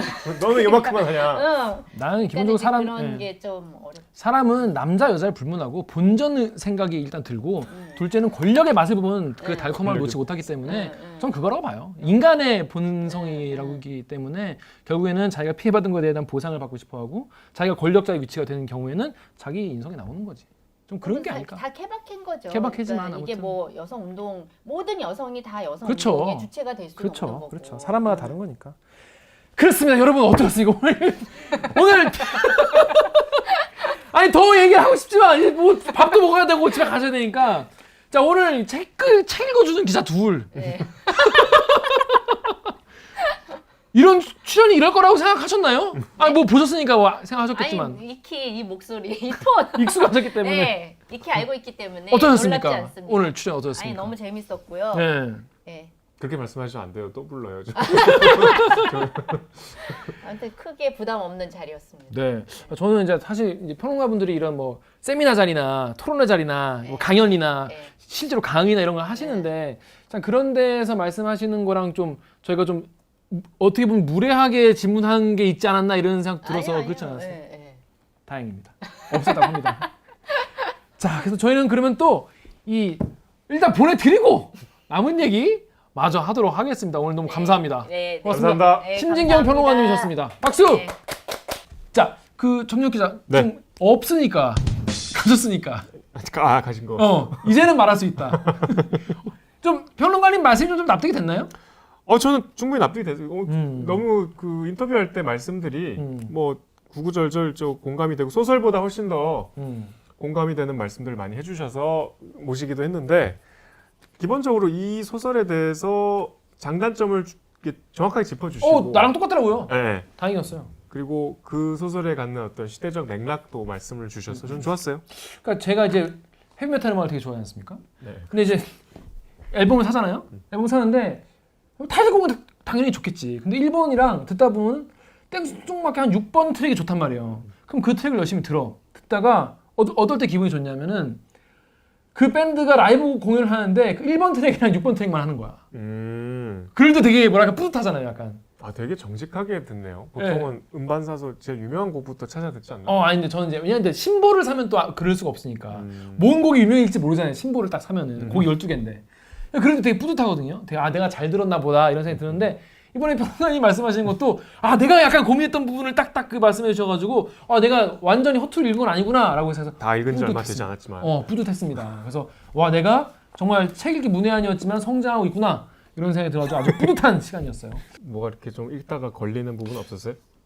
별로 없었는데 이게 남자들이 아니 이따구로 말을 한다고? 아니 여자한테 아니 자기 와이프인데 아니 그냥 좀 가끔은 좀 그냥 알았어 따지지 마 한 번이라도 그냥 알았어 하고 대답해 보란 말이야. 따지지 말고 이렇게 얘기를 하나? 어떻게 그렇게 얘기할 수 있지? 나도 결혼하면 그렇게 되려나? 그러니까 아까 말씀드린 이해가 대로 안 너무 돼요. 최악의 남자들만 나와. 최악이야. 지금 결혼하신 남자분들도 이 방송 많이 보실 텐데 그렇게 하나요? 물론 이건 이제 옛날 얘기긴 하지만 좀 93년도 이야기. 그리 옛날도 아닌데. 그리 옛날 아닌데 그러면 안 되지 않나요? 그러지 마세요. 없겠죠? 안 그러겠죠? 아무튼 그래서 저는 되게 재밌게 봤고 이게 뭐 꼭 페미니즘 소설이니까 아니면 뭐 공지영 작가에 대한 또 호불호가 또 있잖아요. 싫어하시는 분 그렇죠. 엄청 싫어하더만. 그렇죠. 지금 보고 계신 분 중에서 이거 공지영 작가 책 다뤘다니까 자기는 공지영 책 다 버렸다 막 분쇄했다 이런 분도 계시던데 아니 뭐 예전에 뭐 이문열 작가 같은 경우에도 작가 개인에 대한 호호 때문에 작품에 대해서도 이제 평가 절하되는 경우가 많이 있던데 이번에 공정 작가를 직접 만나서 인터뷰를 하고 왔어요. 정연욱 기자가. 그러니까 보통 김 기자 얘기한 대로 작가가 사회적 발언을 직설적으로 하면 할수록 이렇게 호불호가 갈리죠. 그렇죠. 그러니까 이문열 선생과 아주 또 대비되는 입장에서 뭐 트위터도 열심히 하셨고, 네. 그다음에 최근에 막 기사 찾아보면은 문학 얘기가 아니고 다 뭐 특정 정치인에 관한 기사들이 많잖아요. 그런 활동들 때문에 좀 약간 평가절하된 측면도 있는데 공정 작가는 이게 상당히 초기작에 이제 해당이 되고요. 그 뒤로 사실 다양한 소설들을 썼어요. 그 도가니 같은 이제 사회 고발성 소설도 있지만 우행시, 우리들 행복한 시간은 이제 사형수 문제를 또 다뤘잖아요. 다양해요. 이분이 저 특이하게 또 독실한 천주교 신자여서 수도원 기행 같은 책도 쓰시고, 그다음에 여러 가지 에세이 뭐 이렇게 저 어린 여성들, 자기보다 어린 여성들한테 약간 좀 선배로서 이렇게 조언해주는 에세이도 내시고, 되게 작품의 그 스펙트럼이 다양해서 그렇게 단순히 어떤 신문 지상에 오르내리는 그 모습 갖고서만 평가하기에는 굉장히 복잡하고 또 우리가 놓치고 있는 면이 많은 다양한 면모를 갖고 있는 작가죠. 저도 이번에 뭐 이렇게 가까이서 대화를 해본 건 처음이었는데 일단 뭐 지금 하동에서 집을 이제 짓고서 혼자 살고 계세요. 하동이 서울에서 굉장히 멀거든요. 멀죠. 하동에서도 아주 그 지리산 거의 차로 올라갈 수 있는 거의 끝에 높은데 이제 집에서 이렇게 내렸다 보면 지리산이 이렇게 쫙 보여요. 거기서 이제 뭐 지금은 집필을 잠깐 쉬고 계시다고 하는데 뭐 상당히 우리가 매체에서 접하는 대로 솔직하고 또 이 소설이 물론 뭐 본인이 애정을 갖고 있는 소설이고 자기의 출세작이라고는 하지만 좀 이 소설이 선정된 것도 약간 아쉬움도 갖고 계시고. 그래요? 예. 왜요? 그러니까 이제 은희경 작가도 그랬잖아요. 이게 초기작이 선정되면 좀 아쉽죠. 왜냐면 본인이 그 뒤로 이후에도 계속 성장을 하고 있는데. 그래서 특이했던 게 이제 남은 앞으로 쓰고 싶은 소설은 해리포터 같은 소설이에요. 기대된다. 그러니까 한국판 해리포터. 계속 다양한 다른 그런, 이야기를 하고 싶어하는. 그런 게 참 작가로서 예술가로서 창작자로서 되게 좋은 멋있는 좋은 훌륭한 분인 것 같아요. 그러니까 어떤 작가는 어떤 주제로 계속 깊이 있게 쓰는 작가들도 있고 뭐 현기영하면 4.3이 떠오르잖아요. 물론 현기영 선생이 4.3만 쓰신 건 아니지만 근데 공지영하면 딱 어떤 주제 특정 뭐 분야 장르가 떠오르지 않잖아요. 다양하게 계속 이야기를 뭐랄까 하고 용기가 있달까? 그런 생각 좀 들어요. 그리고 그러니까 본인이 하고 싶은 이야기도 많고 재밌게 그걸 또 포장하는 능력도 있고 그래서 거기서 이제 뭐 길게 얘기를 했는데 그 리포트 보셨어요? 안 봤어요. 거기가 이제 하동에 우리 CF를 촬영했던 그 뚝방길에서 이렇게 드론을 날리면서 했는데 그림이 좀 이상한 거야. 저는 이렇게 경청하면서 듣고 있었는데 뭔가 무슨 뭐 리마인드 웨딩 같다 그러고. 여러분 어떻게 생각하십니까? 여러분의 의견을 좀 달아주시죠. 그래서 하여튼 짧게 비교적 다른 작가들에 비해서 하동 자택에서 취재 시간은 그렇게 길지 않았는데 어릴 때 아버님이 그랬대 자기한테 너는 작가나 기자가 돼야 되겠다. 그러니까 짐작할 수 있겠죠. 어릴 때부터 굉장히 직설적으로 이게 여러 가지 소신을 얘기하는 편이었나 봐요. 그래서 하여튼 뭐 이 자기도 쓴지 오래된 소설에 대해서 굉장히 재밌게 얘기했어요. 자, 그렇습니다. 여러분도 이 책 보니까 저 어제 하루 만에 다 읽었어요. 왜냐면 급해서. 근데 보니까 이제 재미 자체가 있기 때문에 금방 읽을 수 있는 책이니까 한번 보시면. 읽는 동안 막 고통스럽지 않았어요? 왜요? 이거 오늘 다 읽어야 되는데 왜 이렇게 안 나가지 신도가? 저는 처음 여기서 시작했거든요. 여기 시작했는데 얼마 남았지라고 했을 때 절반도 안 남아서 놀랐어요. 금방 이렇게 읽었구나. 되게 간만에 빠져들어서 봤던 책이었던 것 같습니다. 얘기한다면 뭐 하루 정도 얘기하겠지만 아무튼 저는 이번에 이거 읽게 돼서 되게 좋았고 생각할 바도 많이 있었습니다. 그러면 이제 저희가 그러면 이번 주 이렇게 하고 다음 주는 무슨 책으로 또 인사를 드리나요? 다음 주는 대작입니다. 대작입니까? 대작이지만 뭐 그렇게 길진 않고. 다행입니다. 네. 이거는 미리 말씀드리면 우리 50편 선정한 소설들 중에 1등한. 그러니까 이 작품이 우리 시대의 소설 50편 중에 1등. 그러니까 순위가 사실 뭐 큰 의미는 없는데. 근데 누구나 이거 일단 이거 빼고 말할 수 없다. 그러니까 이제 동의한. 순위가 크게 중요하지 않지만 1등은 그래도 얘기할 만하죠. 1등은 얘기할 만하죠. 평론가들이 가장 많이 뽑았던 이게 황석영의 손님, 이라는 소설입니다. 장편 한 권짜리인데 그렇게 뭐 두껍진 않아요. 제가 잘 몰라서 그런데 황석영 작가도 호불호가 또 있나요? 사람들이 또 싫어하는 사람도 또 싫어하는. 황석영 선생은 비교적 그런 게 없죠. 없는 편. 보편적으로 좋아들 하시죠. 이거 보니까 여러분 이거 쉽게 읽을 수 있을 것 같은데 짧은데 보니까 250쪽밖에 안 되네요. 뭐 그렇게 길진 않은데 또 이거는 좀 내용이 좀 묵직하고 그리고 일단 이것도 재밌어요. 그리고 읽으면 좀 섬뜩하기도 하고 조금 뭐 북한 사투리가 심해서 약간 좀 내용상 이해가 안 되는 부분도 있을 수 있는데 크게 뭐 개의치 않고 읽으면 일단 워낙 작품 자체 흡인력이 있기 때문에 읽는 데는 크게 어렵지 않으실 것 같아요. 그렇습니다. 다음 주까지 여러분 황석영 작가의 손님 읽고 오시면 되겠습니다. 다음 주는 그냥 생으로 저희끼리 네, 저희끼리 할게요. 이제 그러니까. 여러분 이제 얘네가 이제 늘 세 명이 하나보다 이렇게 생각하지 마시고 원래 둘이 하는 거니까. 둘이 하려면 김 기자가 벼락치기 하시면 안 되고. 좀 열심히 읽어보겠습니다. 자, 그럼 여러분 이번 편 그 황석영 작가의 손님에 대한 본인들의 생각 같은 거를 또 담아 주시면은 저희가 다음 주에 또 소개해드리도록 하겠습니다. 자, 그러면 저희는 또 이번 주 이렇게 마치고 다음 주에 또 인사드리도록 하겠습니다. 책 봐, 책 봐.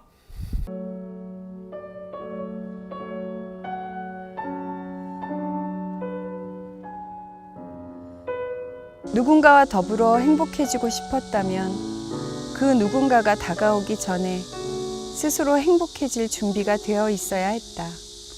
재능에 대한 미련을 버릴 수가 없었다면 그것을 버리지 말았어야 했다. 모욕을 감당할 수 없었다면 그녀 자신의 말대로 누구도 자신을 발닦개처럼 밟고 가도록 만들지 말아야 했다. 그 당시에는 이 얘기가 너무나 충격적으로 센세이션한 얘기였어요. 신문사 문학 담당 기자들 책꽂이에 이 책이 가장 많이 꽂혀 있는 책이었어요. 그 이유가 뭔지 아세요? 집에 가져갈 수가 없어서. 와이프가 보면 큰일 나니까. 딸이 봐도 안 되는 책. 사회주의나 혹은 뭐 사회학들의 여러 가지 학자들이 읽으면서 심지어 제가 이 세상을 해석할 수 있다고도 생각을 했는데 내가 집안에 있는 여자와 남자, 집안에 있는 아내와 남편 하나 해석할 수 없다니 라는 당혹감이 저로 하여금 그 엄청난 혼란에 빠뜨렸죠. 예를 들면 이런 거였어요. 결혼을 처음 했는데 남자 측에서는 우리 부모님을 장인, 장모 이렇게 부르고 뭐 처남 뭐 이런 식으로 부르고 처형 이렇게 부르고 저는 그 남자 쪽의 식구들을 아버님, 어머님, 도련님, 아가씨 막 이렇게 부르는 거예요. 그래서 제가 이랬죠. 이거는 종년의 언어인데 왜 나는 동등하게 결혼을 한 사람인데 왜 나에게 이런 용어를 쓰게 하는지. 결혼이라는 것은 정말 불공정 거래위원회에 한번 고발해야 되는 거 아니야? 라고 했는데 그런 발언을 하고 나서부터 문매를 맞기 시작하는데 그러니까 노동자든 여자든 흑인이든 뭐 제3국인이든 모든 인간은 평등하다라는 것이 저의 그 모토였기 때문에 그냥 여성의 현실, 제가 또 맞닥뜨린 여성의 현실을 보면서 제가 이 책을 쓰기 시작한 거죠. 제가 이제 이혼하고 무소의 뿔처를 처음 냈는데 소설 얘기는 하나도 안 하고 제 이혼한 얘기만 쓸 정도였어요. 그럴 정도로 이혼이라는 것은 사회에서 굉장히 그 센세이셔널한 일이었고 그걸 또 심지어 밖으로 드러낸다? 이런 일은 거의 없었을 때여서 제가 한번 이혼한 여자를 주인공으로 내세워보고 싶었죠. 그 셋 중에 하나의 고통에 들어가지 않는 여자가 없을 정도로 그리고 그런 것들이 한 번도 공식적으로 표명되지 않을 정도로 말하자면 닫힌 사회였던 거죠. 그리고 모든 것을 남성의 시각에서 바라보던 그런 사회였기 때문에 전쟁 소설을 썼을 때 그 주인공이 너가 어떻게 한국 전쟁 이렇게 다 겪냐 이런 거랑 비슷한 거예요. 그 소설을 쓰는데 그러면 일부만 쓰고 나머지는 절대 안 겪어 이렇게 하지는 못하죠. 오히려 그 소설에서 나온 그런 극단적인 상황들이 무색할 정도로 더 다양한 소설들이 저는 좀 더 나와야 된다고 생각해요. 그 당시에 제가 느꼈던 여성의 전망이 절망적이었어요. 정말 죽지 못하지 않으면 그러니까 계속되는 모욕 속에서 살아야 된다. 절망이니까 희망적으로 그려라가 정답이 아니라 절망을 이렇게 정확히 드러내면 그 속에 분명히 희망이 생기거든요. 절망이 아니라고 우기는 게 제일 나쁜 것 같아요. 고속도로 화장실 그때 정말 더러웠어요? 네, 정말 더러웠거든요. 갈 수가 없을 정도로. 근데 지금 상상할 수가 없잖아요. 그게 불과 30년 전 일이에요. 그러니까 그런 식으로 비유를 하는 게 좀 이상하긴 하나 좀 빨리 알아들으실 수 있지 않을까? 그만큼 이제 우리가 많이 욕먹고 논란 일으키면서 여기까지 온 것 같아요. 누군가가 다가와서 나의 행복을 해결해 주기를 원하지 말고 네 스스로 네 행복을 해결하고 갈 때 연대도 가능한 거죠. 사실 연대라는 게 누구에게 의존한다는 얘기는 아니거든요. 진정으로 혼자서 잘 행복해질 때 누구를 만나도 행복해지고 또 진정으로 혼자서 잘 자기 자신을 헤쳐나갈 때 연대도 의미가 있어지는 거죠. 연대라는 게 누구를 돌보기 위해서 하는 건 아니잖아요. 결혼이라고 하는 게 연애의 끝이고 거기에까지가 여성의 이야기의 끝이었잖아요. 그런데 이제 여기서는 본격적으로 결혼 이후에 이제 그 사회적 욕망, 주체로서의 욕망을 가지고 있는 여성이 여전히 이제 전업주부를 요구하는 어떤 사회와 갈등을 드러내고 그리고 그거를 서로 다른 세 명의 여성을 중심으로 해서 그게 안정적으로 구성을 했고 직장을 계속 다닐 것이냐 아니면 결혼해서 애를 낳고 전업주부로 살 것이냐 이걸 갈등하고 있었던 당시의 여성 독자들의 어떠한 그러한 갈등 상황들을 대변해주는 소설이었기 때문에 많은 호응을 얻지 않았나 싶어요. 칭찬이 그 고래를 춤추게 하는데 저는 칭찬에 무지 약해서 누가 계속 칭찬해주면 그 사람이 하라는 대로 다 할 거예요. 그래서 아, 잘됐다. 나를 별로 인정해주지 않으니까 난 내 마음대로 헤엄쳐 다니자. 정말 사형제도 언급하고 뭐 3번 이혼한 엄마 얘기도 언급하고 뭐 도가니까 장애인 성폭행도 언급하고 난 내 마음대로 할 거야 라고 생각하면서 어느 순간 그 서운함이 엄청난 자유로 바뀌었어요. 아이들도 다 컸고 제가 이제 이렇게 시골에 내려왔고 이래서 이제 정말 쓰고 싶은 글을 쓰고 싶어요. 근데 그게 뭔지 아직 모르겠어요. 그동안 너무 생계를 위해서 대학 졸업한 해부터 지금까지 글로 정말 먹고 살았거든요. 너무나 쉬지 못했었어요. 당신들에게도 20살이던 시절이 있었던가. 20살 시절에 우린 만났고 10년 후 그중 하나를 잃었다. 영선이를 떠올릴 때마다 나는 생각하곤 한다. 만일 누군가와 함께 행복해지고 싶다면 먼저 스스로 행복해질 준비가 되어 있어야 하지 않을까. 영선이가 우리에게 준 마지막 우정은 바로 그것이었다.